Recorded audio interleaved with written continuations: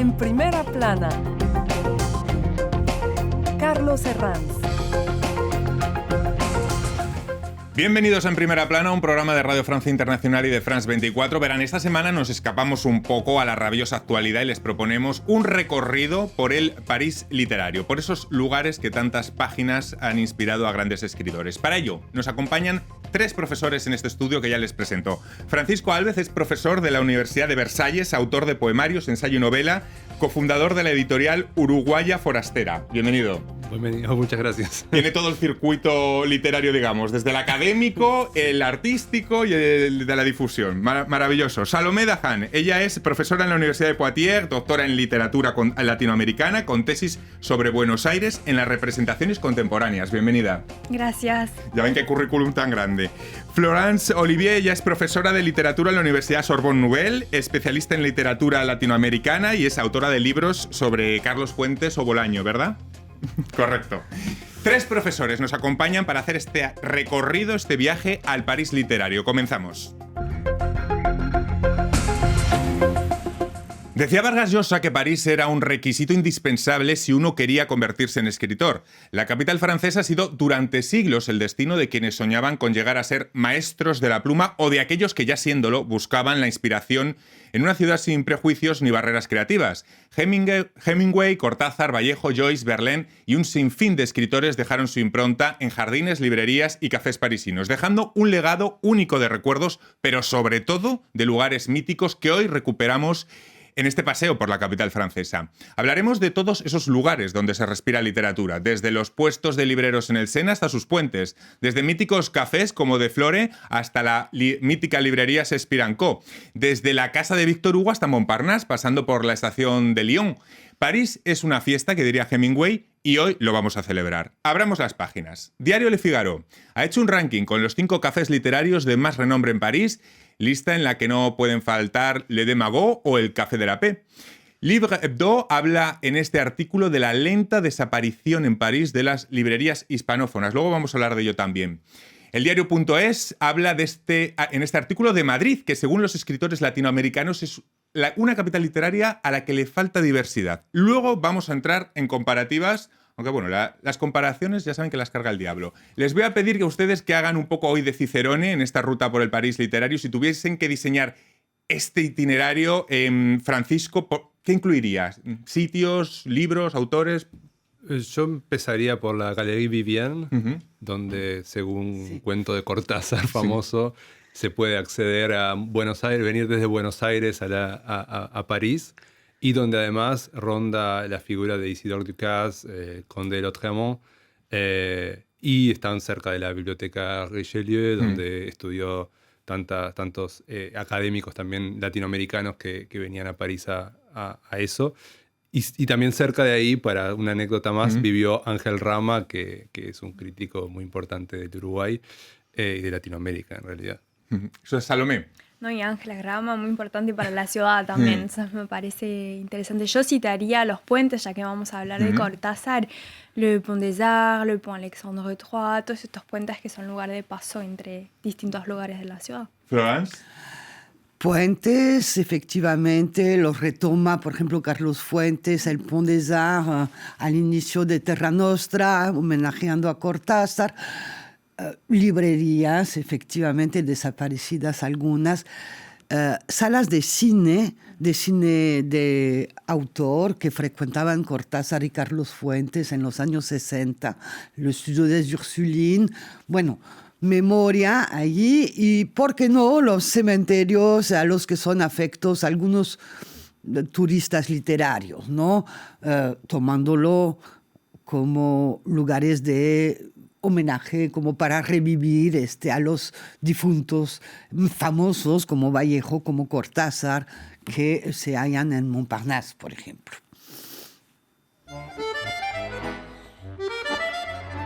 Andábamos sin buscarnos, pero sabiendo que andábamos para encontrarnos. Julio Cortázar, Rayuela. Bueno, vamos a escuchar durante esta edición algunas píldoras en formas de frases míticas sacadas de autores cuya relación con París fue estrecha, como Cortázar. Bueno, hablando de Cortázar precisamente, París como capital literaria, no sé si sería comparable alguna en el mundo. Quizás Buenos Aires. ¿Con qué se podría comparar París literariamente? A ver, Francisco.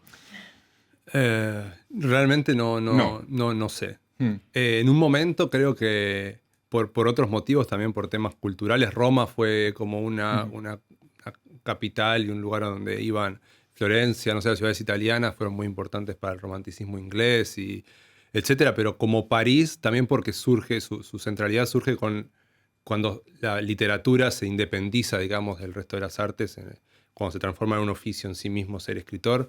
Entonces la figura de París creo que no tiene comparación. ¿Salomé? Para mí tendría comparación con Buenos Aires, o Sí. sea, no, en el sentido de que también en el siglo XIX Buenos Aires se pensó sobre el modelo de París, quiso ser la París austral, hubo reformas que llamaron reformas haussmannianas, y para los intelectuales se instalaron cafés sobre el modo parisino, como el Café Tortoni, por ejemplo, y a los que iban Borges, etcétera, y entonces yo creo que Buenos Aires quiso ser París, por lo menos. Yo no sé si se pueda comparar, yo compararía tal vez con Londres en algún momento y según las épocas, pero París realmente fue en un momento dado una capital, digamos, para la literatura latinoamericana. Es decir, los latinoamericanos se conocían, y todavía lo hacen a veces, en París, se cruzan en París. Hay intercambios en París, se identifican como latinoamericanos en París. Me ha dejado, Salomé, un hilo del que tirar, un sitio, los cafés y las brasseries, que están muy asociadas a la imagen colectiva que tenemos del París literario. ¿Cómo se ha ido construyendo esa relación a lo largo del tiempo? Porque sí que podemos decir que fue luego también trasladada a Buenos Aires, en cierta forma. ¿Cómo lo ven, Salomé? Yo creo que en Buenos Aires fue un deseo de los argentinos más que otra cosa. En realidad fue la modernización urbana, y fue así en todas las grandes ciudades del mundo. ¿Hasta cuándo estaremos esperando lo que no se nos debe? ¿Y en qué recodo estiraremos nuestra pobre rodilla para siempre? César Vallejo, Los Heraldos Negros. Hablaba antes de Flogans, de esos escritores latinos y lo que han aportado, Cortázar, Vallejo, Vargas Llosa, el París literario, que también se ha escrito en español. Bueno, algunos han escrito también en francés. Sí. ¿Qué han aportado los autores latinos a la capital francesa, Florence? Pues yo creo que le han dado otra imagen, una imagen mítica para sus lectores en español, en todo el ámbito hispánico. O sea, y hay una especie de afectividad peculiar, digamos, de los latinoamericanos hacia París, que se percibe obviamente en Rayuela, pero también en algunas novelas escritas en París, y no forzosamente con todo el relato que se desarrolla en París, como Una familia lejana de Carlos Fuentes, y hubo presencias que, como Severo Sarduy, ¿no? También, que fue un editor muy importante en Gallimard y antes en El Seuil, latinoamericano, que plenamente parisino, ¿no?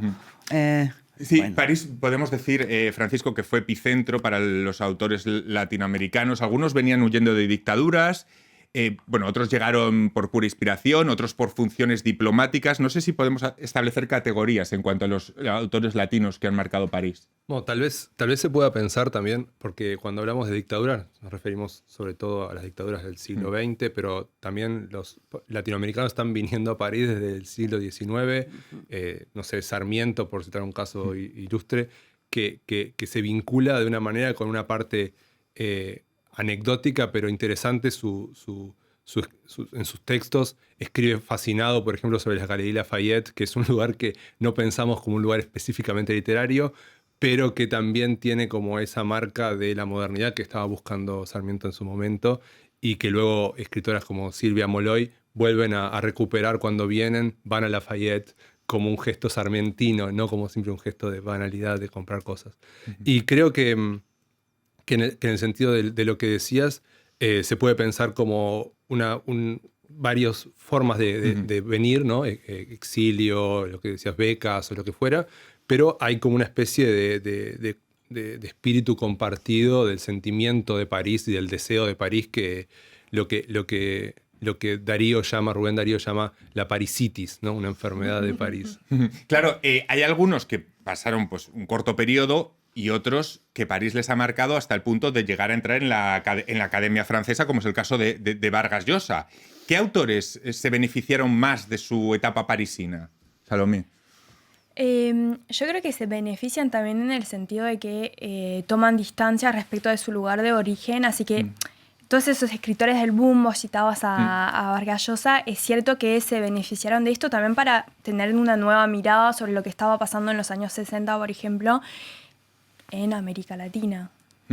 Florence. Pero también decía Vargas Llosa que París lo que le había aportado es también conocer la propia América Latina, porque era más fácil conocerla desde aquí, con la visión desde aquí, que allí a los países vecinos, desde Perú, por ejemplo. Sí, en efecto, o sea, de verdad se crearon sucesivas comunidades y mundos de intercambio entre latinoamericanos según las épocas. Por ejemplo, pasemos a los años 30. Muy remotos, ¿no? Pues ahí se cruzaban Uslar Pietri, Alejo Carpentier y Asturias, ¿no? En los cafés de Montparnasse, en la Coupole, venía Ramón Gómez de la Serna desde España, se desplazaban a otro cafetín. Bueno, sí, es como un lugar, o ha sido, ¿no? Un lugar de encuentro entre escritores latinoamericanos, editores también, ¿no?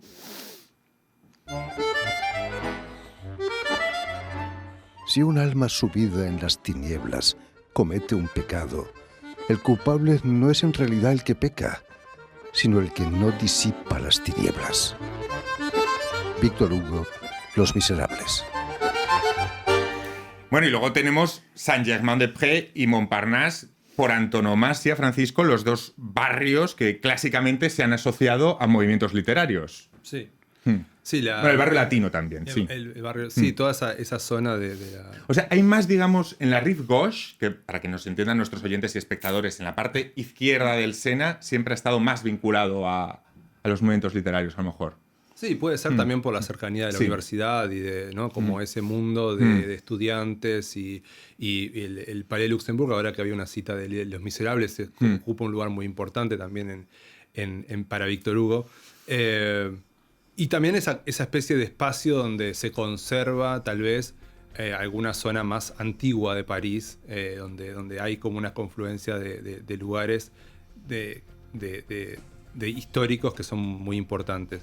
Y como decías, ¿no? la parte de Montparnasse fue adoptada muy tempranamente en los años 20, ¿no? por los norteamericanos que venían, y luego se hizo todo un movimiento que no solamente tiene que ver con lo literario, sino también con lo pictórico y lo artístico en general. Vamos a hacer una breve pausa en este punto. Enseguida seguimos hablando del París literario aquí en Primera Plana. Hasta ahora.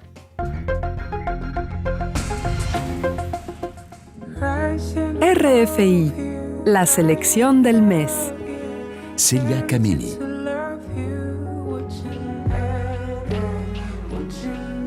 Lila Ike.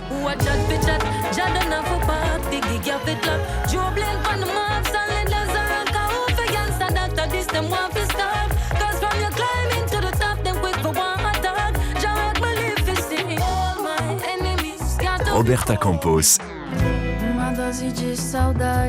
Et Ryan Fortes. Já dizia a frase pro meu pobre coração, dizendo que não quer mais, lá se foi minha paz, enquanto apagava fotos e todos os tratos. Kerenan. Je suis rentrée par la fêlure d'un monde qui m'a eu à l'usure, d'un vieux fado qui vient de loin. RFI. Con 3 profesores esta semana estamos caminando por las calles del París literario. Francisco Alves, Salomé Dahan y Florence Olivier nos están ayudando a trazar ese recorrido, ese itinerario por esos lugares míticos que han inspirado a tantos escritores a lo largo de la historia. Antes de la pausa estábamos hablando de esos barrios como Montparnasse o como Saint-Germain-des-Prés o como el barrio latino, que han sido puntos neurálgicos del París literario. No sé si dirían, Florence o Salomé, que en el siglo XXI esos puntos neurálgicos se han mantenido, se han desplazado. ¿Dónde estarían ahora mismo ubicados? ¿O no existe como tal? Yo quisiera por ahí hablar de Berlín, que sé que está ofreciendo muchas becas de residencia para los escritores latinoamericanos y hay ahora mismo muchas autoras, por ejemplo, el segundo boom feminista, Mariana Enríquez, algunas mexicanas también, que están en Berlín para desarrollar o escribir sus libros. Hicimos en primera plana sobre esas escritoras del boom feminista, sí, del latinoamericano, hará como unas semanas. Lo pueden buscar en internet, por cierto. Florence. Pero dentro de París sí se puede desplazar, digamos, por ejemplo, hubo un taller literario en español durante muchos años en el Instituto de México, donde sobre todo al principio había mexicanos y luego latinoamericanos y hasta españoles, vamos a decir, ¿no? Que se desplazó luego a otras partes. Bueno, los lugares de tertulia, vamos a decir, después de las sesiones del taller, en un momento dado eran en el 10e Rue du Faubourg Saint-Denis, en una brasserie, un café muy frecuentado, ¿no? El Sully. O sea que los centros efectivamente se han desplazado y también en términos como económicos, ¿no? Para escritores jóvenes, ¿no? Que, voilà.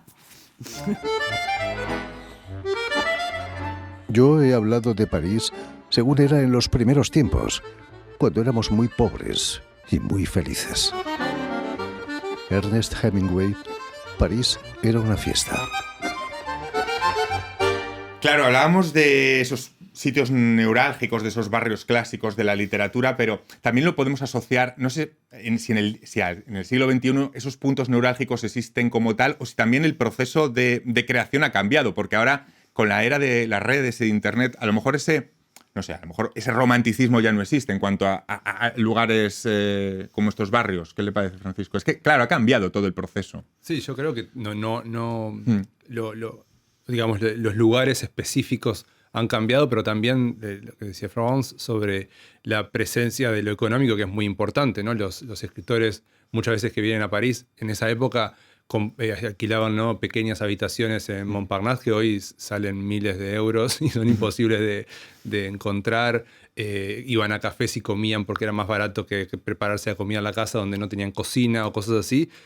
Toda esa dinámica cambió completamente y creo que eso obviamente afecta también las redes que se pueden crear a nivel social. Creo que en cierta medida la Cité Universitaire también tiene cierto lugar en ese lugar de encuentro para los latinoamericanos. No sé si dirían que el centro se ha desplazado a Madrid, Bogotá o México con ferias importantes. Es decir, traducido de otra forma, ¿por qué París no cuenta con una feria del libro como puede contar la de Madrid o la de tantas capitales en América Latina? ¿Qué les parece? Salomé o Florence. ¿Por qué? ¿Por qué en París no tanto? Yo no sabría decir exactamente. Me imagino que es porque no hay una tradición de ferias en París para nada. O sea, en cuanto a librerías, pero no sé.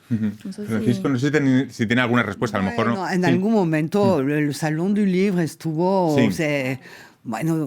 Se dedicaba y se dedica cada año a un país invitado, se dedicaba a un país invitado y fueron varias las ocasiones en que México fue el país invitado, Buenos Aires la capital invitada, o sea, sí desempeña cierto papel, pero tal vez la noción de visibilidad en un mismo lugar del mercado sea menos perceptible en Francia. Quizá de popularidad, ¿no? Porque yo que soy de Madrid, la Feria de Libros es en el medio del Retiro y ahí va gente a comprar libros y gente que no va a comprar libros. Es decir, está abierta, es mucho más popular, está mucho más abierta. Y a lo mejor eso en París no existe tal cual. No sé qué les parece. De todas maneras, me gustaría hablar de la Feria del Libro y también de lo que son los premios. El Goncourt es sin duda el gran premio de las letras francesas que se otorga en París. ¿Qué significa a día de hoy ganar un Goncourt? Para que lo entiendan nuestros oyentes y espectadores. ¿Qué importancia tendría en el ámbito internacional de la literatura? Significa, primero que nada, vender muchos libros. Porque el premio se sabe que es muy casi, o sea, el premio en sí es prácticamente nada. Sí. Entonces, el reconocimiento, yo creo que en ese sentido hay como una mirada muy atenta desde Latinoamérica y desde todo el mundo a este tipo de premios para después luego traducir y etcétera, y hay como una especie de circuito armado en torno a eso. Lo que no creo que hay es una contrapartida tal vez francesa en el sentido de como hubo antes en Gallimard, una colección como la de Caillois, que realmente lo que hacía la Croix du Sud, que lo que hacía era publicar sistemáticamente libros latinoamericanos o españoles, latinoamericanos sobre todo, en traducción al francés. Creo que eso se perdió también desde el punto de vista de editorial, y eso también cambia un poco la forma de relacionarse con la capital. Como decía Salomé, Berlín en ese sentido está como captando mucho de esta fuerza a través de, obviamente, ayudas pero me parece que el poder simbólico de París sigue estando bastante intacto todavía. Y pese a la importancia que ha tenido para tantos autores latinos, ¿qué está pasando con las librerías hispanas en París? Porque lo hemos visto en las portadas. Han ido cerrando poco a poco. ¿Qué ha pasado? Sí, hubo Bueno, también me pueden decir, bueno, como las librerías en general, ¿no? No, falta de dinero. O sea, hubo librerías históricamente muy importantes. Pienso en la librería española de la Rue de Seine, que fue un lugar importante para el exiliado español incluso, que ha ido cerrando. La librería Cariño, que para los autores latinoamericanos era muy importante. Pero también hay nuevas que están, o que se están manteniendo, o que están abriendo. Está desde el 2015 la librería Cienfuegos del argentino Petreca, que es un lugar donde también hay charlas, vienen autores, así que tampoco es que no existen. Las restricciones que la educación y la costumbre imponen a la mujer limitan su poder sobre el universo. Simone de Beauvoir, El segundo sexo. Florence, ¿qué me ibas a decir? Sí. Sobre librerías. Sí, sobre librerías. No, sí. la importancia histórica tremenda de la librería española y la librería hispanoamericana que estaba a Rue Monsieur le Prince, donde se cruzaba uno con profesores y escritores, ¿no? Estudiantes que éramos, ¿no? Y luego, poco a poco, sí, Cienfuegos es una empresa maravillosa, muy, muy, bueno, de Miguel Ángel Petreca, pero es muy diminuta. Entonces, sí ha habido sucesivos intentos de mantener una presencia de una librería latinoamericana en París o en español, y bueno, parece que es difícil mantener con la diversidad de países que tendrían que mandar títulos, más difícil de mantener una librería hispánica que una librería italiana, porque la hay, o una librería portuguesa, porque la hay en París. Entonces, bueno, y tiene que ver obviamente con las formas de venta actual por Amazon y etcétera también. La lista de escritores que pasearon por París, bueno, es infinita, pero el primero de todos ellos fue el poeta Charles Baudelaire, el flâneur. Bueno, voy a traducirlo como paseante, aunque no es exactamente. El poeta fue cronista de su época e hizo verso a verso una panorámica completa de ese París que fue capital cultural del siglo XIX. ¿Cómo traduciríamos ese concepto tan francés de flâneur, tan adecuado a París? Y no sé qué les parece esa figura del flâneur como forma de inspiración muy conectada a París como ciudad. Francisco, por ejemplo, en su caso, que es también creador, París como materia prima también para los que son creadores, como cantera de materia. Sí, yo creo que como un poco el ejemplo de Baudelaire es ese, el ejemplo el flâneur es más que, o sea, el paseante está bien, pero es como el que camina la ciudad sin un rumbo fijo, que tiene tiempo para perder también, ¿no?